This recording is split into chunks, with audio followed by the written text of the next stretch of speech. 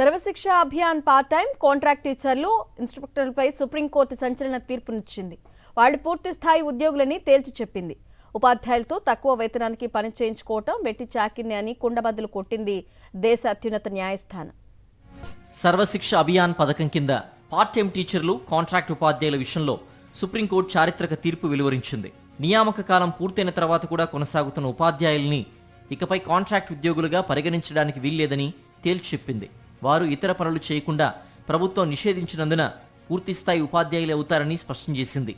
ఈ పథకం కింద ఉపాధ్యాయులకు వేతనం చెల్లించాల్సిన బాధ్యత రాష్ట్ర ప్రభుత్వానిదేనని తెలిపింది. కేంద్రం తన వాటా నిధులు ఇవ్వకపోయినా రాష్ట్ర ప్రభుత్వం ఈ ఉపాధ్యాయులకు ముందుగా చెల్లించి ఆ తర్వాత కేంద్రం నుండి ఆ మొత్తాలను వసూలు చేసుకోవాలని పేర్కొంది. పార్ట్ టైం టీచర్లు కాంట్రాక్ట్ ఉపాధ్యాయులకు చెల్లించే గౌరవ వేతనం ఎప్పుడూ ఒకేలా ఉండకూడదని కనీసం ప్రతి 3 ఏళ్లకోసారి సవరించాలంది సుప్రీంకోర్టు. 2013లో ఖరారు చేసిన 7,000 రూపాయలనే ఇప్పటికీ గౌరవ వేతనంగా చెల్లిస్తూ ఉండడం వెట్టి చాకిరీ కిందకే వస్తుందని తేల్చి చెప్పింది.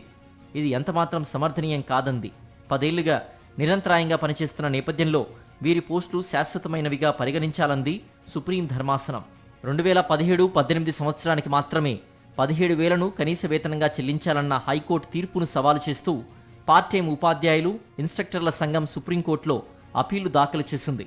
మరోవైపు 17,000ను కనీస వేతనంగా నిర్ణయించడంపై అభ్యంతరం వ్యక్తం చేస్తూ ఉత్తరప్రదేశ్ ప్రభుత్వం కూడా సుప్రీంకోర్టులో అప్పీళ్లు దాఖలు చేసింది. వీటిపై విచారణ జరిపిన సుప్రీంకోర్టు టీచర్ల సంఘం దాఖలు చేసిన అప్పీళ్లను అనుమతిస్తూ ప్రభుత్వం దాఖలు చేసిన అప్పీళ్లను కొట్టేసింది.